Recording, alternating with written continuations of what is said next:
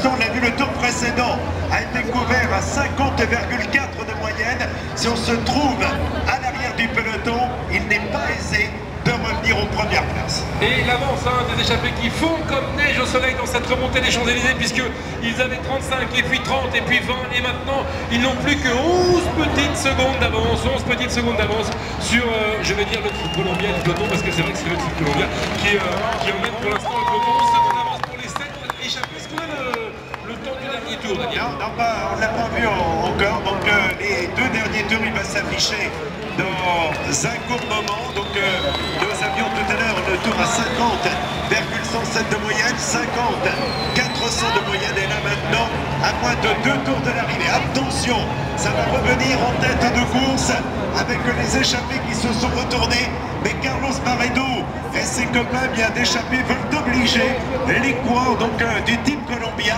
à travailler. Là, il y a une partie de manivelle assez impressionnante entre le peloton et les hommes de tête. La moyenne du tour, le tour le plus rapide, près de 51 de moyenne horaire, 7 minutes et 39 secondes, 59,181, ce qui confirme que les hommes de tête ont réussi un bien bel exploit. Ils sont toujours devant avec 12 secondes. Barredo, le style devient un petit peu plus heurté que tout à l'heure. Il est vrai qu'une barrière comme celle-là venue aux jambes, elles ont battu le record du tour et on retrouve en tête Fumuyo Kipé pour belle performance des fois formés au Vélo Club La Femme de Marseille, qui avait gagné au Tour du Val d'Aoste, une région sur laquelle le Tour de France 2009 s'en est allé visiter lors de l'étape qui partait de Suisse, de Martigny. Nous avons traversé le Val d'Aoste et il y a là-bas une course internationale dans laquelle le japonais Fumuyo Kipé, pour actuellement en tête, avait obtenu le gain du départ. Alors on vous l'a dit, ça accélère sévèrement, le tour le plus rapide.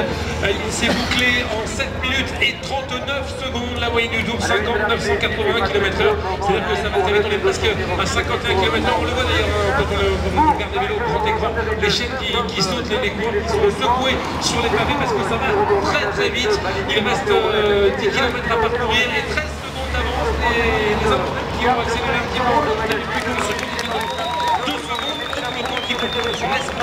Voilà, et on en voit Lance Armstrong qui a l'habitude de faire la course en tête, qui remonte à l'un de nombreux concurrents. Le vélo de Nicolas Bourdi doit être dans le sillage de l'un de ses coéquipiers de la formation Astana. On a vu Christophe Kahn qui remonte également vers l'avant du peloton, et pendant ce temps 13 secondes. Voilà la voiture Mavic, l'assistance devant les hommes de tête, car l'écart est inférieur à une trentaine de secondes. On regarde maintenant l'arrivée depuis le passage là-bas. L'ignorance est avec les hommes de tête qui insistent pendant immobile. La formation dans l'école évolue 42e qui avait terminé donc 3e sur les Champs-Élysées.